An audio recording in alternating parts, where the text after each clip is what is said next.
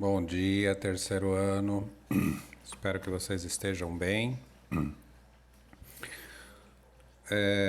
A nossa aula hoje ela é um pouquinho diferente do que vocês estão acostumados, tá bom? Mas eu acho importantíssimo esse aprofundamento da composição da matéria. Nós vimos aí nas últimas aulas alguns cientistas que começaram a pensar nisso, começaram a se debruçar sobre esse assunto, mas no ensino médio, não é graduação de física, é óbvio, né? E nenhum tipo de especialização, nós precisamos nos debruçar sobre alguns aspectos para que vocês possam analisar textos maiores, porque o Enem às vezes coloca alguns textos maiores e pede uma interpretação para vocês lá, tá bom? Eu peguei um exemplo, tá? E a nossa atividade ela vai ser em cima de uma escolha sua. Por isso que cada atividade aí, né, de cada estudante, ela é original. Então, você pode até conversar com o seu colega, discutir alguma coisa, ver como ele fez, mas você é que tem que fazer a reflexão, tá? Não pode, de forma nenhuma, copiar o trabalho do colega, porque isso não tem sentido, né? Não haverá distinção. Se, infelizmente, aparecer dois trabalhos aqui idênticos ou praticamente idênticos, eles não serão considerados como válidos. Faça a sua reflexão. A grande sacada dessa atividade é você tirar um tempo para você se aprofundar nas coisas. Tá? Nós, como professores, percebemos que a galerinha não tem se aprofundado nos assuntos. E aí você fica na superficialidade e você comete alguns erros lá nos seus concursos, tá? Você, depois do concurso, você fala, poxa, se eu tivesse lido 2 vezes aquele parágrafo, eu tinha percebido o erro. Porque isso é uma habilidade que se desenvolve. Ler uma vez, mas ler com profundidade. E é isso que nós vamos fazer aqui. Bom, eu escolhi a celulose porque é a coisa mais próxima da gente. Essa folha aqui, ela é feita de celulose. Mas nós vamos muito além disso, tá? Então, eu gostaria que você acompanhasse a leitura para que você percebesse como a gente vai se aprofundando no assunto, tá bom? Então, tá bom. Então, vamos lá. Vamos iniciar a nossa leitura e a gente vai colocando aqui num fluxograma esses aprofundamentos. Ou seja, o texto está numa letra grande, ele não é muito longo, mas o aprofundamento dele é muito importante. Então a gente vai fazer um fluxograma aqui, tá bom? Então vamos lá. Primeiro, composição da matéria e o invisível mundo da matéria. Quando nós olhamos as coisas, nós temos uma visão errônea, né? Boa parte das pessoas acham que conseguem detectar toda a composição daquela matéria. Eu lembro dessa aula no ensino médio que o meu professor de física trouxe 2 casacos iguais e pendurou lá no quadro para nós. E ele falou qual é o de couro e qual não é o de couro. Aí nós falamos para ele que seria impossível distinguir qual seria um couro e o outro não, né? Ele falou assim, mas existe alguma forma de você detectar ou saber qual é o couro, qual não? Aí nós começamos a conversar com ele, né? Ele era um professor bastante acessível, diferente da maioria naquela época. E aí a gente falou, se a gente tocar, se a gente conhecer o couro, se a gente for até aí. E aí nós fomos falando um monte de coisa. E aí esquecemos do principal. No final de que ele foi escrevendo ao lado desses casacos no quadro o que nós colocamos, ele falou, mas o principal está faltando e ninguém matou a charada. Apesar de serem estudantes extremamente aplicados aos estudos, ninguém falou o seguinte, que tal olhar a etiqueta? E aí ele mostrou que na etiqueta estava escrito lá a composição de um casaco que era couro legítimo e o outro couro sintético lá com outras coisas que eu não me lembro agora que ele leu. Ou seja, a cor e a aparência não nos dava a noção de qual era o couro ou não, né? Existiam outras formas de ter essa noção, mas era só ler a etiqueta, que era o mais óbvio, né? Então, você vai ver que raramente a gente ganha uma camiseta ou compra uma camiseta e vai ler do que ela é feita, né? Se ela é poliéster com algodão, se ela é por 100% algodão, se ela é só poliéster, se ela é só material sintético. E aí a gente esquece. Então vamos lá. A invisibilidade do mundo da matéria, né? Então eu vou lendo e a gente vai reforçando isso com vocês, tá? Ok? Ó, quando se fala em produção de papel, muito também se discute sobre os impactos que a indústria de celulose provoca no meio para produzi-lo. Em tempos mais remotos, quando se utilizava madeira de florestas para isso e alta concentração de cloro para o branqueamento das fibras. Observa que esta folha aqui, ela precisa de um processo químico para ficar branquinha assim, né? Era muito comum observar as ações de ambientalistas contra a indústria de celulose, mas muita coisa mudou desde a metade do século XX, quando o consumo mundial cresceu mais de 6 vezes, ou seja, mais de 600%, né, em relação aos dias atuais. Muitas alternativas foram empregadas no intuito de reduzir esses impactos ambientais, como a utilização de madeira de reflorestamento. Então aqui já começa a passar para a sua atualidade. Porque veja bem, muitos países pressionam o Brasil, por exemplo, para ter reflorestamento. Quer dizer, você corta a madeira, lá mesmo você planta, depois você corta a madeira depois de 4 ou 5 anos. Quer dizer, não destruir florestas nativas, né? Existe até uma discussão atual aí na mídia em relação ao nosso atual governo, né? Ok? Para frear a derrubada das poucas áreas remanescentes de matas nativas, a redução do emprego do cloro nos processos de fabricação e reciclagem do papel. Ou seja, se eu vou reciclar o papel, eu evito usar processos químicos e que vão parar nos rios, vão parar nos oceanos, etc., né? No processo de fabricação, primeiro a madeira é descascada e picada em lascas chamadas cavacos.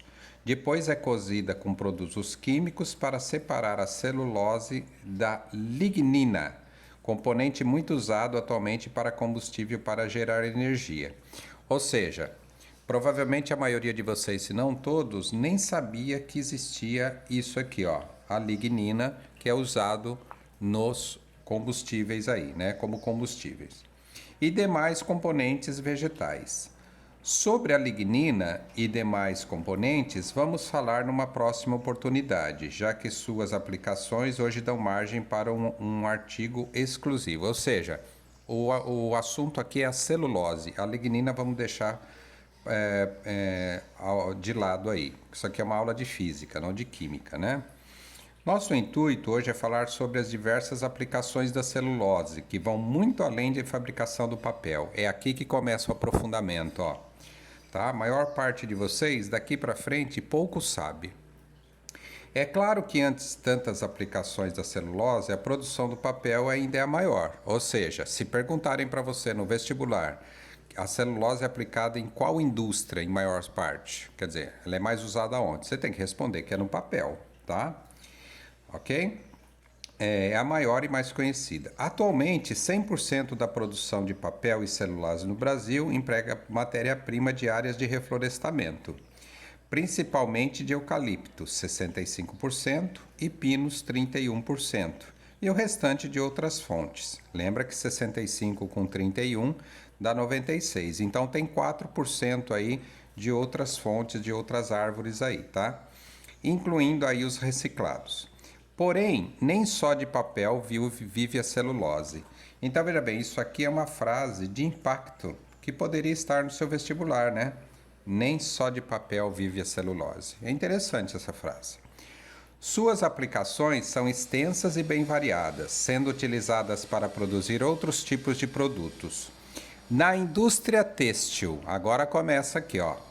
A aplicação mais conhecida está na fabricação de viscose, utilizada para fazer tecido. Então nós vamos parar aqui. Você sabia que você já usou roupas que têm celulose na sua composição? É interessante, porque até algumas etiquetas não trazem isso.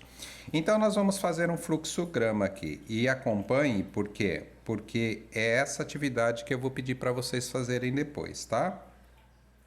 Celulose. Então, a celulose, ela pode ser utilizada na sua maior parte aqui no Brasil para o papel, certo? Ou seja, existe uma ruptura, né? Uma ruptura, mas também existe a produção têxtil, ou seja, as roupas, né? As roupas que nós vestimos, tá? E outras coisas, né? Como roupas de cama, roupas de cozinha, panos, toalhas e tudo aquilo que usa-se o pano para a utilidade aí do homem, tá? Na indústria farmacêutica, observa, aqui você dá uma guinada violenta, porque poucas pessoas sabem que na indústria farmacêutica a celulose é utilizada. Lembra que a celulose é uma matéria-prima natural, ela vem da madeira, ela vem de uma árvore, ela vem de um ser vivo, né?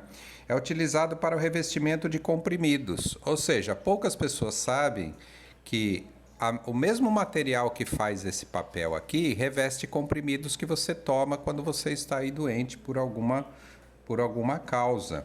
Então, você também tem a questão farmacêutica, né? Remédios, né? Remédios, comprimidos.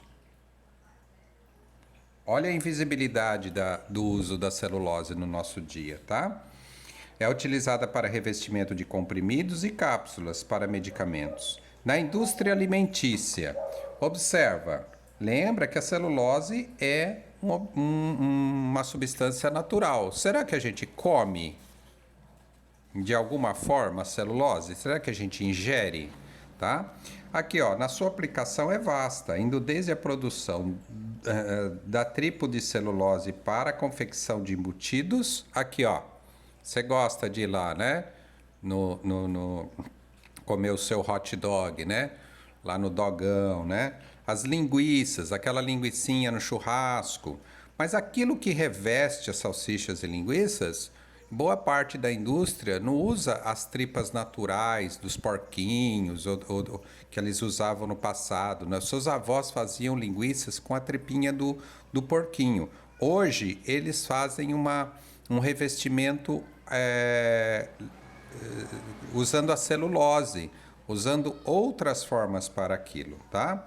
Até a sua utilização como, olha aqui, ó, emulsificantes, espessantes, estabilizantes. Ou seja, eles usam, às vezes, até para confecção de maionese, né? Na indústria alimentícia para fazer uma coisa um pouco mais espessa, em algum molho, etc. E estabilizantes que entram na composição de alimentos como sorvete, hambúrguer, queijos, entre outros. Ou seja, tem queijo que a gente come que ele é cremoso, que ele parece derreter na sua boca. Ali tem um espessante que se utiliza através da celulose, tá? Então, nos alimentos, e isso é muito importante, nos alimentos, eles são muito utilizados. Ou seja, a celulose, ela não está só no papel. Ela está nos alimentos, ela está na indústria farmacêutica, ela está no próprio papel, ela está nas cápsulas do revestimento, ela está nas roupas que nós utilizamos. Ou seja, a celulose, ela está em torno de nós, ela está aí no seu dia a dia, tá? De forma bastante presente, tá? Na construção civil, ou seja, será que a construção da sua casa dependeu da celulose? Será que o prédio que você mora no seu apartamento depende da celulose para alguma composição? Então vamos lá. Na construção civil, a celulose também é utilizada para a confecção de painéis utilizado para divisórias do ambiente. Ah lá, ó, bonitinho, né? Todo mundo fala nas televisões, etc. O drywall, essas divisórias que você vê em escritórios, em alguns apartamentos, né? Você tem uma grande sala, aí você transforma numa sala de TV, uma sala de estar, e ele se coloca aqueles painéis dividindo para não ter que fazer uma parede de alvenaria, de tijolo. E aí você tem o drywall. Então você vai ouvir muito isso. Se utiliza celulose. Então você tem a construção civil, tá? Você tem a construção civil aqui, ó.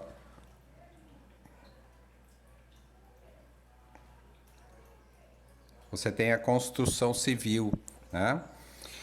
Ok? No setor petroquímico, olha lá, ó. Quero andar de ônibus, quero andar de carro, mas eu preciso de combustível fóssil, né? Ou combustível para a combustão dos motores. Então, no setor petroquímico, a celulose pode participar de inúmeras rotas e plataformas para a produção de bioprodutos e biocombustíveis, inclusive o etanol. Lembra que o etanol, ele é derivado da cana, tá? Mas ele tem celulose na composição daquela cana. Você pode observar que aquele revestimento de fora da cana é esverdeado, assim como algumas árvores são bem esverdeadas. Quer dizer, a celulose está presente ali no etanol, tá? Ou seja, nós temos no nosso fluxograma aqui, nós temos os combustíveis, tá? Nós temos aqui os combustíveis. E vamos para aquilo que mais é precioso para nós, a vida, né? Ó, na medicina, os avanços em pesquisas realizadas pela empresa Fibrocell permitiram criar um produto batizado e patenteado como Nexfil. Cuidado que não é Netflix aqui não, viu? A Netflix aí nossa não, tá? Originado a partir de celulose bacteriana. Olha que interessante. Olha lá como o nosso mundo da matéria é muito, muito invisível aos nossos olhos. Tipo de celulose biosintetizada por bactérias do gênero. Aí tem o nome científico aqui que eu nem vou ler, porque eu também não consigo ler esse nome aqui. Vamos deixar para o Tadeu ou para a professora Paula fazer isso, né? Comumente encontrada em frutas, vegetais, vinagre e bebidas fermentadas, e que produzem uma massa gelatinosa que é comumente conhecida hoje como celulose bacteriana e utilizada como matéria-prima de um curativo de biocelulose. Observa, às vezes se você entrar dentro de uma clínica ou de um hospital aí mais tecnológico, em vez de eles utilizarem algumas determinadas pomadas clássicas para curativos, né? Ou fazer curativos com iodo ou com outro medicamento que os nossos pais utilizavam, os nossos avós, hoje eles usam curativo com a biocelulose. E esse curativo provavelmente tem um tempo de cura mais rápido do que aqueles clássicos que a gente usava. Utilizado para o tratamento de feridas cutâneas que apresentam perda de tecido de pele, incluindo queimaduras de segundo grau. Ou seja, a celulose ela pode vir até nos auxiliar no combate à queimadura de segundo grau, tá? Então você começa a perceber que você tem uma gama de aplicações da celulose infinita aqui, né? Porque se a gente for falar de tudo que é celulose, isso aqui é só um pequeno texto, hein? Isso é um pequeno texto. Esse texto é longo, ele vai lá para o mundo da aviação, do mundo da astronomia, ele vai para o mundo das aeronaves que saem da Terra. Então, se você começar a perceber que a celulose, que aparentemente era apenas para confeccionar papel, ela tem tanta aplicação no nosso dia a dia que a gente tem que tomar um pouquinho de cuidado com essa questão ambiental. Se a celulose ela é utilizada e será utilizada em outras áreas, a gente tem que tomar cuidado porque nós temos um planeta limitado e nós temos uma origem de celulose limitada. ou seja, que são as árvores, mesmo que de reflorestamento. Por isso que a ciência tem que avançar para um dia poder tirar a celulose e colocar um substituto à altura dela, tá? Então é muito importante isso. Deu para entender essa questão do aprofundamento? Quer dizer, eu vou verificar onde que a celulose está no meu dia a dia para que eu faça um aprofundamento nessas coisas. Eu não posso ficar muito na superficialidade da composição da matéria, não. Tá bom? Então é isso que eu queria para vocês. Eu me estendi bastante hoje, tá? Mas espero que vocês tenham entendido essa questão do aprofundamento da composição da matéria. E façam uma atividade com bastante calma, que vocês vão ter aí de 12 a 15 dias para fazer. Tá bom, terceiro ano? Fiquem bem, espero que vocês estejam bem e cuidem da família de vocês, tá bom? Um beijo a todos.